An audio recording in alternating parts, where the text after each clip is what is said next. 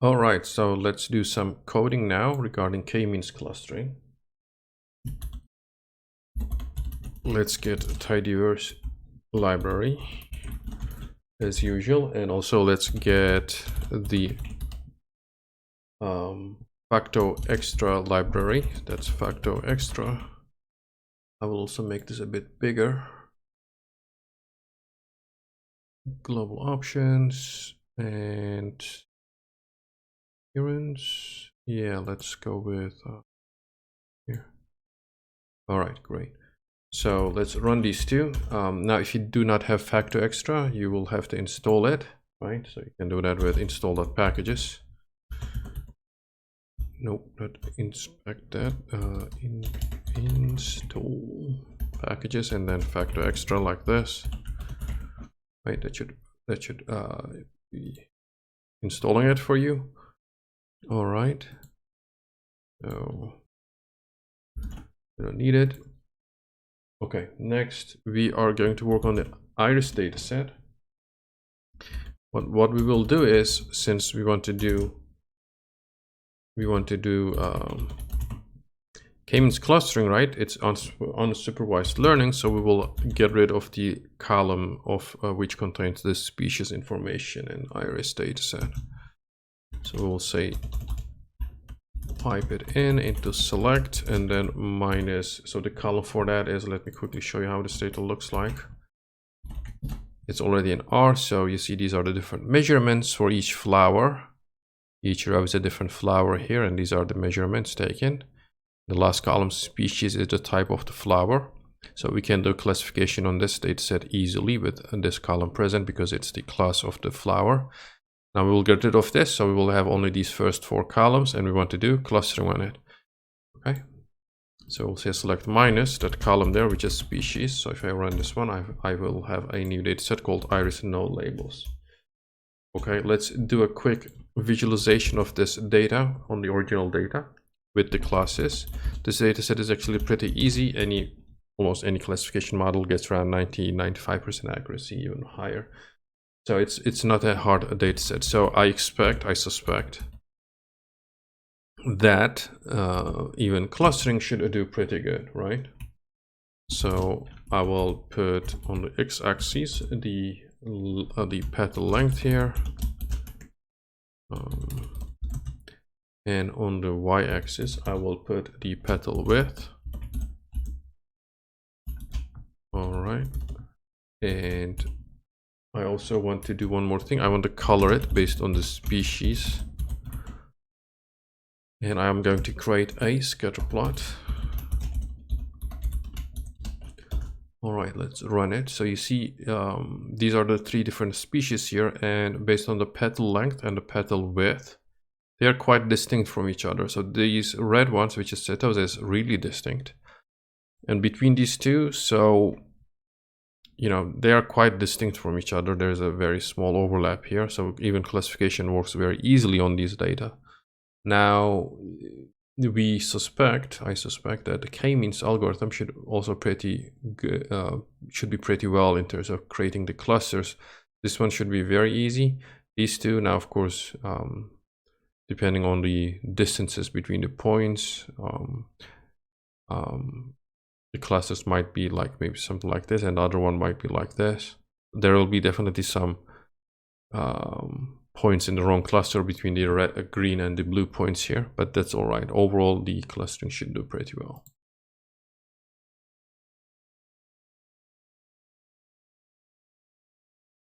So now let's continue.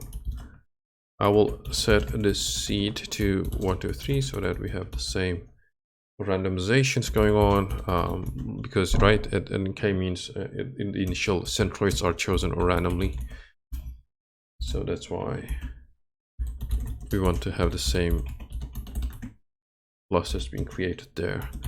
I'll go with centros 3. So centros means how many centroids are we going to work with. I run this, so the clusters are created, and when I look at the clusters, it will give me the information about different clusters. So it shows the centroid information. This is the first centroid, the second, the third here. These are the main points for each of the variables defining those centroids. These are the clustering outcomes. So each ID being assigned, each cluster number being assigned to the data points.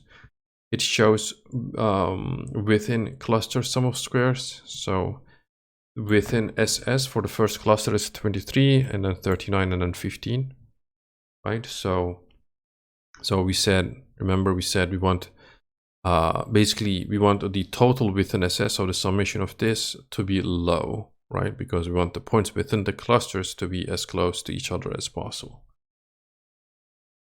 Okay, and by the way, the k-means algorithm, this function is in the base R, so that's why we didn't import any specific function for that one.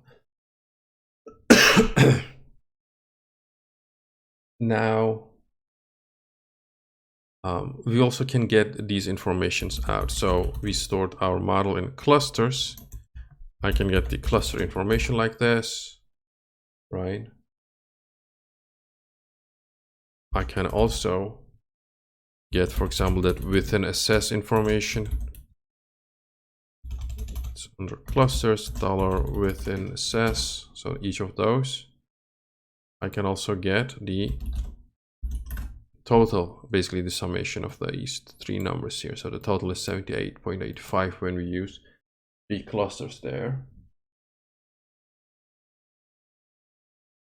Now I can also do one more thing here, because originally the data we started with had labels in them, right? They do have labels in this data, which is the iris data. Okay, so what I can do now is basically the clusters that were created without using the labels, and I can take these clusters, and I can compare that with the original labels and see how they match with each other. So this is only possible because I had in the original data the labels there, so that's why I'm making use of this. If I didn't have that, of course I cannot do what I'm about to do right now. So I'm going to take the species column there, put it on the rows, and I will create a table, right? So in the rows is the species, the original, the correct class labels there. And from the clusters, I will take this cluster information. I can create a table. And what I see now is this. So this setosa, remember from here, I suspected this would be easy to cluster. And indeed, it's very widely separate from the others, right? You can see it here. Indeed, the setosa has been designated cluster number 3, and basically every setosa is assigned there, right? There's no mismatches there with setosa. But versicolor and virginica, these two, there is a bit of overlap here. So cluster number 2 is mostly assigned versicolor type of flowers, and cluster number 1 is mostly assigned virginica type of flowers. So in cluster number 1, right, basically the points in cluster number 1 mostly represent virginica. Cluster number 2 though has mostly versicolor, but it has also a bit of virginica there. So yeah, cluster number 2, you know, I can say it represents versicolor, but there is a bit of, you know, virginica as well. But cluster number 3 is totally only setosa. There I don't see anything other in that column there. And cluster number 1 is mostly virginica. So suspected even the clustering did pretty well in terms of creating the clusters there. Okay, so now the big question is, okay, how can I choose a good K number? Because here I really cheated. I already knew there's like 3 classes to start with. So that's why I went with 3, but I could have easily chosen 4 as well. So, you know, how can I decide? Or basically, when I say easily chosen 4 or 5, if I didn't know any background information on this data, I could, you know, it would have been harder for me. So we want the total within SS to be a small number, right? That's the goal of when we create the k-means algorithm and it does the clustering there. So what I will do, I will make an experiment now. I will create an empty set. I will look into 25 k values from 1 to up until 25, and then I will look at the total within SS, and then the one that, you know, kind of behaves like an elbow shape will be created, and basically that breaking point there, the elbow point, is going to be the k value that I want to choose. Okay, so this numeric function will create an empty vector with all zeros in it. So you see it will look like this. And I want to create a vector of k values between 1 to 25. Perfect. I will say I equals 1. This will be just my counter there. And I will loop over these k values. Okay, so I will say for k in k vals, loop over them one by one. I will create a k-means method here. Okay, I will do k-means clustering here on using the iris no labels data. All right, and the number of centers to work with will be equal to k. So at each loop, it will choose the next k value. It will create the clusters object here, which is the k-means clustering output. And within that object,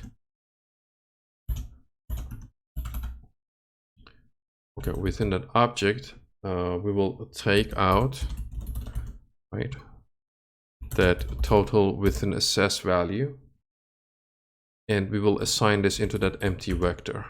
So this empty vector we had here, the current I location, so I was the counter, so the current counter location, the current index, right? It will take the value of the corresponding k number of centroids k, corresponding the total within assess value there. Okay, so again, we will loop over the, and let me increment this I by 1, by the way, after each loop. I equals I plus 1. All right. So what we will do is we will loop over these k values from 1 to 25. At the first iteration, it will take, the k will be equal to 1. So all the points will be basically all together in a one big cluster there. That's what it means, k equals 1. So it will create a it will use the k-means algorithm to create a one single big cluster. It will calculate the total within assess. That will be the first point in this total within assess vector. In the second iteration, k will be equal to 2. The k-means algorithm will be trained on the data with 2 centroids, and then the total within assess will be calculated there, and that will be assigned to the second location, the second index there. So we will do this from 1 to 25. Perfect. So now let's quickly see how this looks like. I should not be seeing any zeros anymore. You see, these are the values, and you can clearly see it starts very large when every point is one big cluster, right? The within assess will be large, and then it will start decreasing quite quickly, and then it kind of slows down. You can see from the values being close to each other later on. So now we will basically create a graph out of this and try to see that elbow shape coming up. So let's create a data frame for this, because I want to create a plot using the ggplot library. So that means I have to create a data frame for it.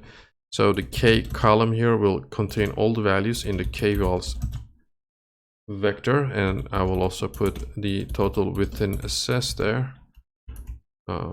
Right, I will directly take it, and I will keep the name of the column to be total within assess. Okay, let's run this one. Let's see how it looks like. Okay, looks good to me. Now I can create an easy ggplot function, figure out of it. So let's do that. ggplot. The data I'm using is called results. So the data is equal to results.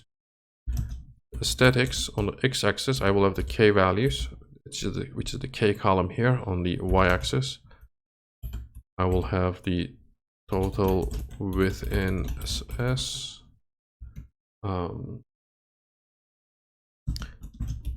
Let's create a line plot, and also let's add the the dots as well. Perfect. So all right, what we see here, this is the k equals 1, 2, and this is 3, right? The one we have chosen. There's a big decrease, not a big decrease here, but then it decreases quite a bit. So you see, like, it's a bit hard now. So normally we kind of know there's 3 classes, but without that knowledge, I think I would have gone with 4 from this figure. Okay. Now, since, okay, I will try something. I will rerun this.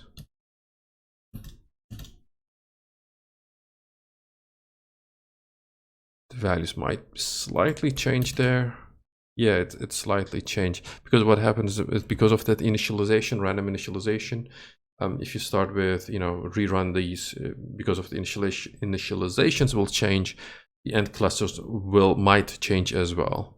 Okay, and you can see here 1 to 2 is a big difference, 3 as well, and then 4 not a big. So based on this figure, still 3 and 4. So they're contending with each other. So I think 3 in this case would be better. So that's why, since k-means kind of rerunning it a few times is a better idea. But what I will show you now is another method for this that might be a bit more definitive. So it's called, from the FactoExcel library, basically we got there to begin. We're going to make use of this fvis nbclust function. So we will use the iris no labels data set. We are going to apply the k-means algorithm, and it will start from 1, and then the maximum k to work with will be 25. The method to check on is going to be the within sum of squares, the thing that we really checked here in this figure. And then we have to basically calculate the distances and provide the distance calculation in this fvis method here.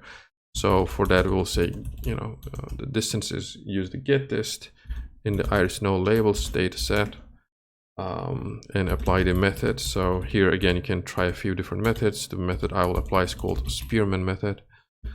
Okay, so if I run this one,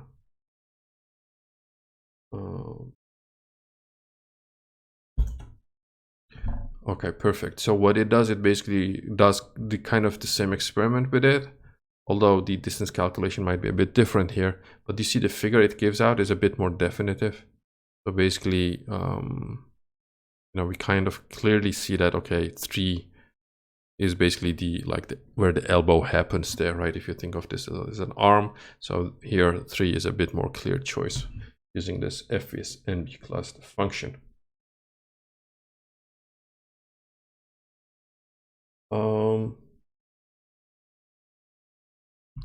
So the other thing I wanted to show here is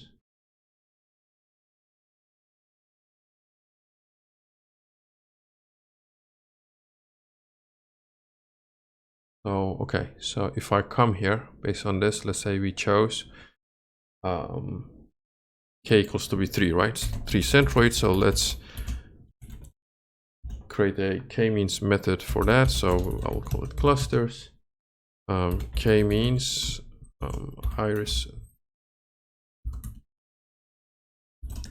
no labels data set with centers equals to 3 there.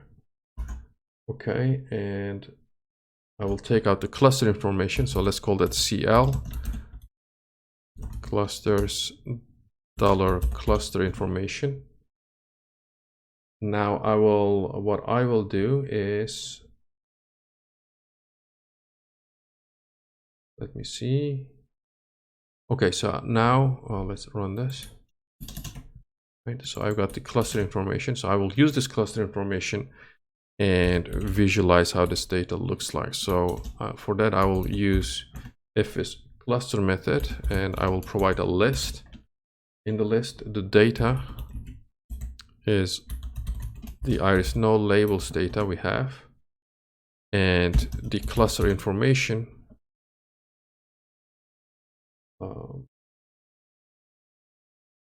is coming from this CL vector here. So if I run this one, you see this cluster plot being created. So dim1 and dim2, what they mean is that it will take this data set, right? There is 4 columns. It will apply principal component analysis on it, and this is the the number 1 principal component, and this is the number 2. So number 1 in the case of principal component analysis, it means it will try to retain as much variation in the data as possible. The first, basically each dimension being created is a combination of the original variables in the data set. So dim1 is a linear combination of those 4 columns there and dim2 as well. Each dimension is perpendicular to each other, and there is 0 correlation between the dimensions. So dimension 1 and dimension 2 are not correlated to each other after the SPCA method being applied. And the final thing that's important is that the first dimension contains the highest variation in the data, second dimension is the second highest, and so on. So you can see here 73% means dimension 1, the principal component number 1, represents 73% of variation in the data. Dimension 2 represents 22.9% variation in the data. If you add these two up, you get what, almost 96% or so. So these two dimensions already represent, almost everything in the data, and we had only 4 columns to start with anyway. So the reason it does this, because to be able to visualize, we need 2 dimensions, right? That's why it does this. So when we look at it, and the colors now represent the cluster ID, so cluster number 1, 2, and 3. So you see how the clusters look like. The values you see here, the numbers, is basically the index value in the row. So this is the 42nd row in the data, whichever flower that is. So this is for you if you want to analyze further each one of the data points you have, then you can apply this method. Of course, we had 150 data points in this data set, so it is an okay size. I think somewhere between 100 to 200-300 maybe is okay. Anything beyond that, I think even above 200 might be a bit too might be too noisy. There will be a lot of points. You see they are already overlapping each other. So if you have too many data points, this method might not that be useful, but at least still just to visualize how the clusters look like, I think it's a nice method to check on.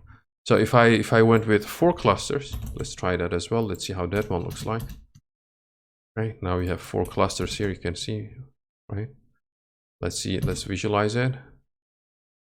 All right, so these are the 4 clusters. This is also not very bad actually.